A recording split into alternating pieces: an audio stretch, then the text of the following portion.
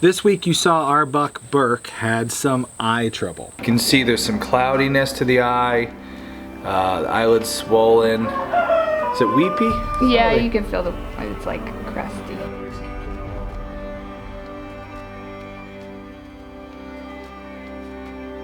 There's the eyelid, but it rolls back in.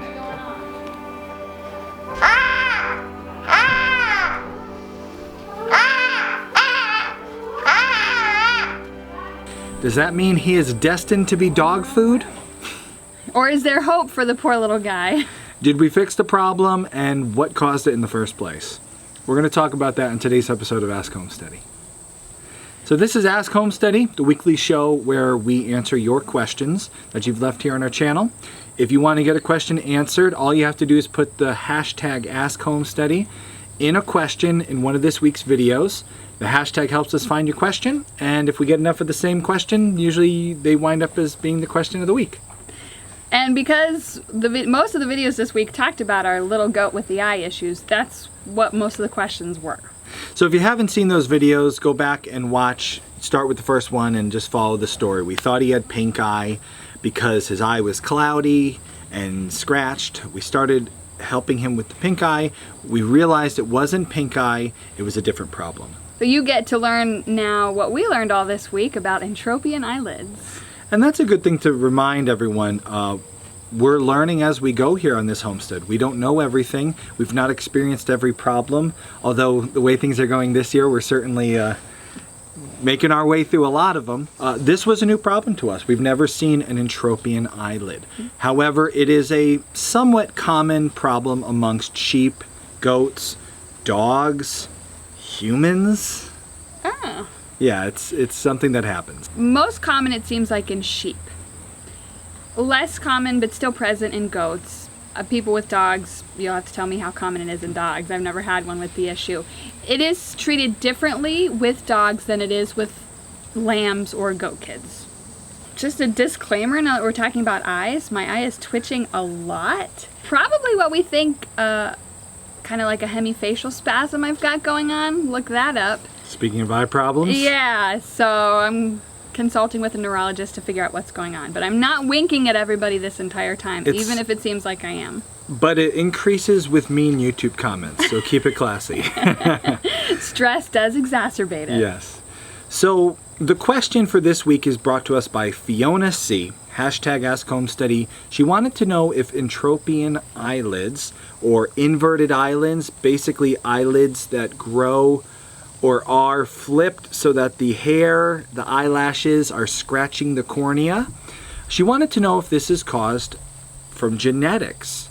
And we did have some commenters who helped her out and mentioned that often it is a genetic problem. So today we're going to discuss three parts of this subject. First, what caused the entropion eyelid in our buck Burke? Second, were we able to fix it without surgery? And third, will we breed him? So let's first get into what happened to cause this entropion eyelid.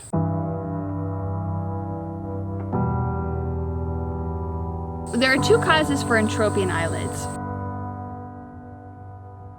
One can be genetic, and they're called genetic. Wasn't it? Oh, yeah, the genetic word. Congenital. Congenital. So I'm going to read an excerpt from a book called Diseases of the Goat. This has been a fun week. Diseases of the Goat under section entropion. Entropion has been reported as an occasional congenital condition in all breeds of dairy goats and Angoras. Because it is an inheritable defect, possible carriers, especially male goats, should be identified wherever possible. Acquired entropion can arise following trauma and scar formation. So there is congenital entropion, and then there's what they called acquired entropion. Congenital obviously means it's a inheritable issue from birth. Acquired entropion can arise following trauma and scar formation. This was particularly of interest to us when we were trying to figure out what happened. It was funny because his eyes were so bad that we kept thinking to ourselves, why didn't we notice this before? He was 3 weeks old when we started to notice the clouding of the eye and the discharge coming from the eye. He was kind of walking around like he wasn't seeing much more mellow. We were wondering, why didn't we pick up on this before or after he was born, anytime these past 3 weeks? Now, as you know, I like to do my research. I did a lot of Google Scholar searching in this topic of entropion eyelids. And I found most of the sources that you find talk about it being a congenital defect, trait that they're born with. But I did start to see, and one of our mentors actually clued us in on the fact that it can be caused from goat disbudding. And that's when it clicked. He had been disbudded about 3 days, 2 or 3 days before we noticed the eye swelling and the discharge. Disbudding, there's a fine line, especially with bucks, between doing it enough to make sure you don't get scurs growing, or doing it a little too much and causing some swelling of the brain from the heating of the iron on there, and then swelling of the eyes. This answers another Ask Homesteady question we got this week from Alfredo, if our goats had been disbudded. We didn't show the disbudding. It was done at a veterinary office. We had a vet do it. They can give pain medication to help make it easier on the animal. That's why we like to let a vet do it. Plus, they do it more. Yes. After that disbudding happened, Burke, we noticed, had more swelling than any of the other two. Yeah, none of the other ones had swelling. And if you go back in our videos, look at Burke when he was born. His eyes look fine. If you look at close-ups of his eyelids, they're fine. Yeah, fortunately, we have all the video from when he was born, so we can go back and check and zoom in and say, was this problem happening already? And it wasn't. His eyes were normal. After the disbudding, he had very swollen eyes. And we knew something was up. At first, we thought he was undergoing a different problem associated with the disbudding.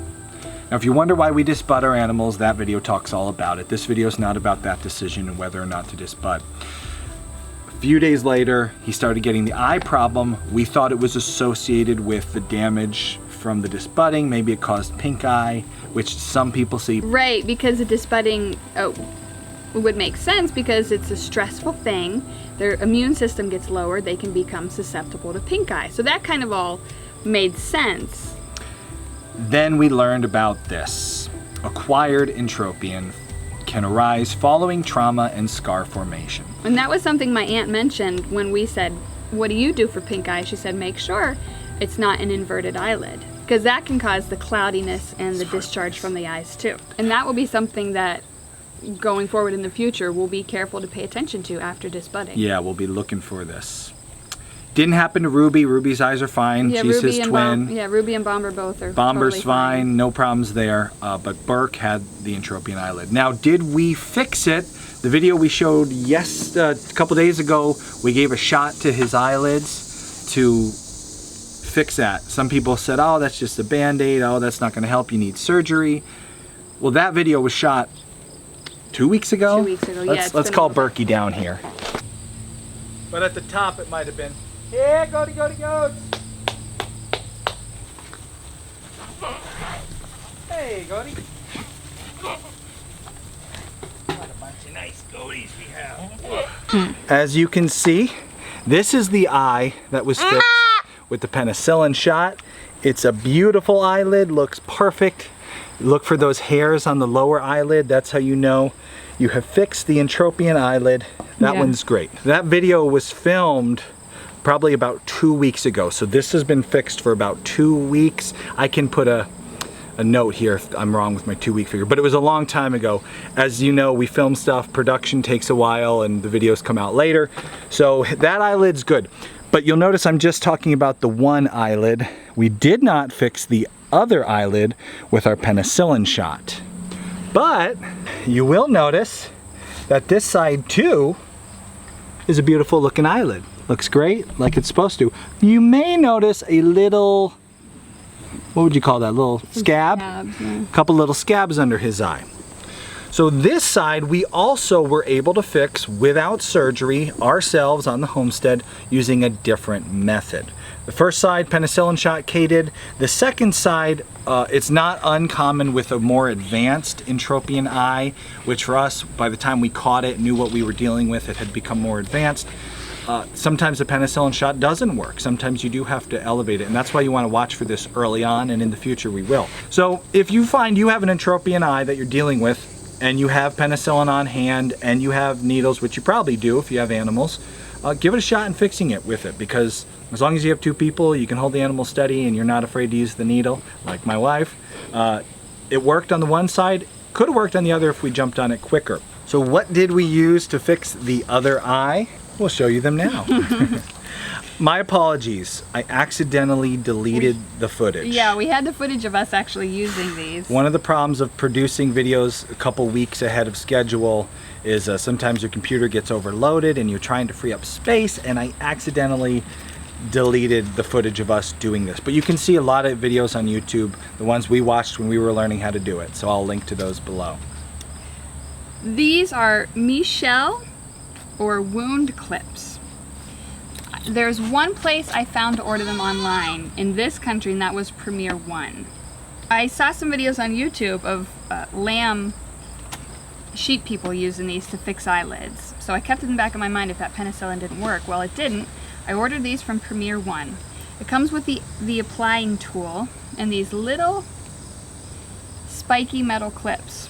Like little wound staples. Yeah, they're like little staples you put in.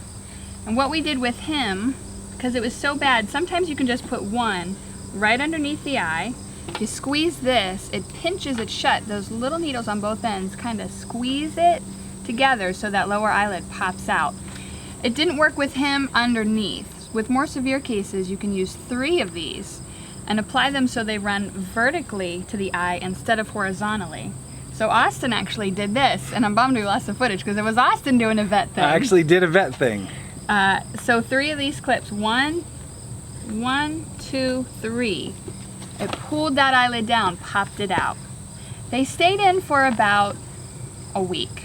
One of them was lost pretty early on. Yeah, you could tell they were irritating to him. You know, when you get staples in, they kind of, the healing starts, they itch, or they put them in, it's just something your body's not used to. They itched him. He would itch him with his feet.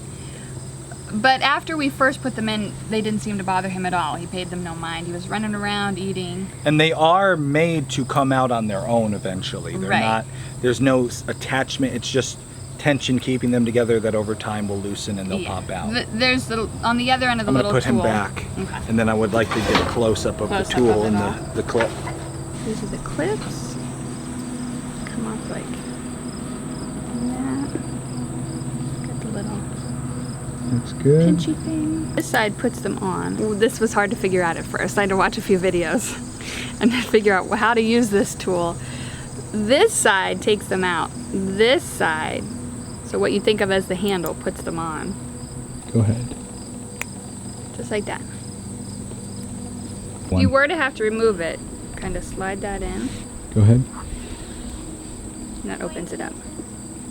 Why did we choose to do this instead of just taking him into a vet and getting a stitch put underneath his eyelid? Because that's something a vet can do. In my opinion, it was better for us to buy the tool that we needed to fix this problem and any future problems we have, as opposed to going to the vet and spending more money that it actually took to buy this little setup at the vet. It was worth investing in a new tool and a new skill.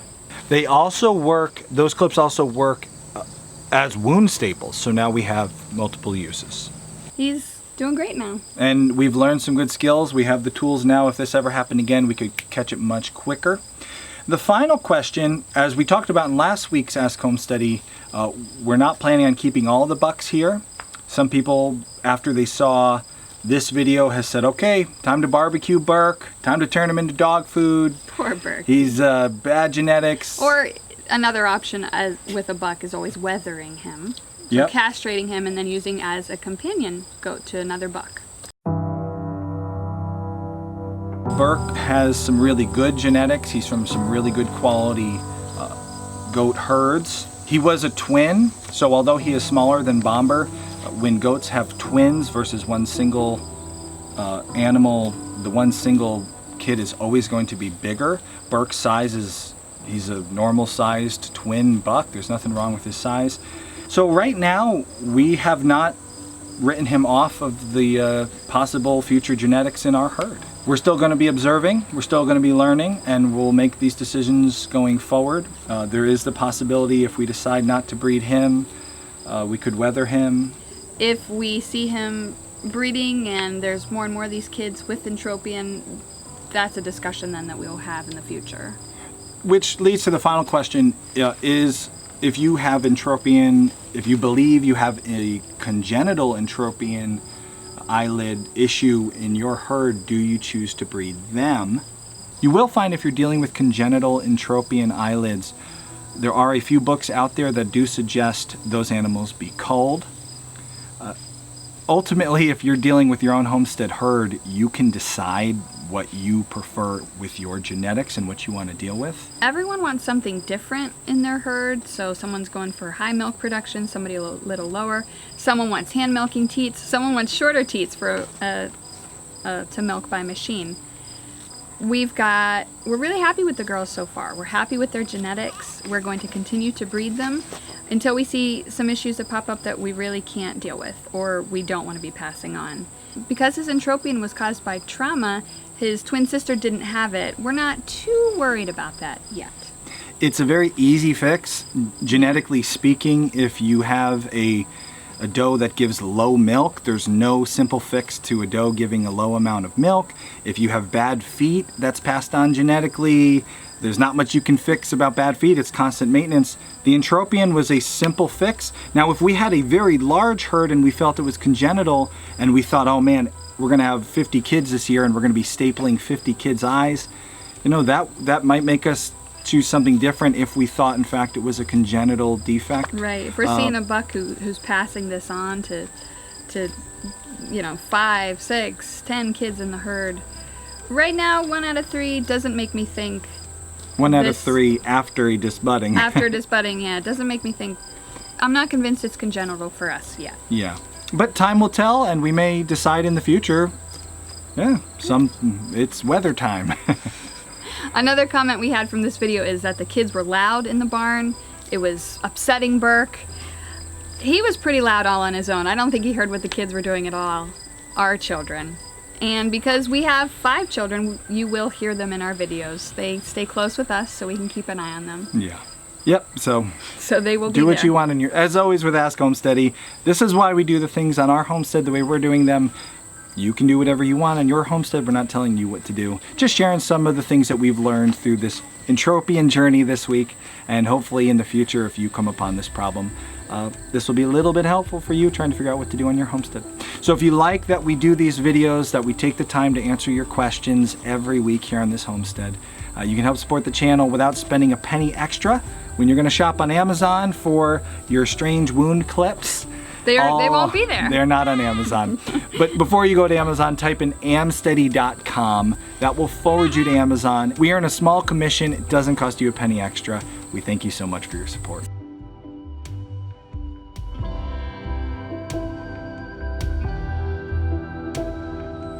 You're a pretty girl. You're spoiled.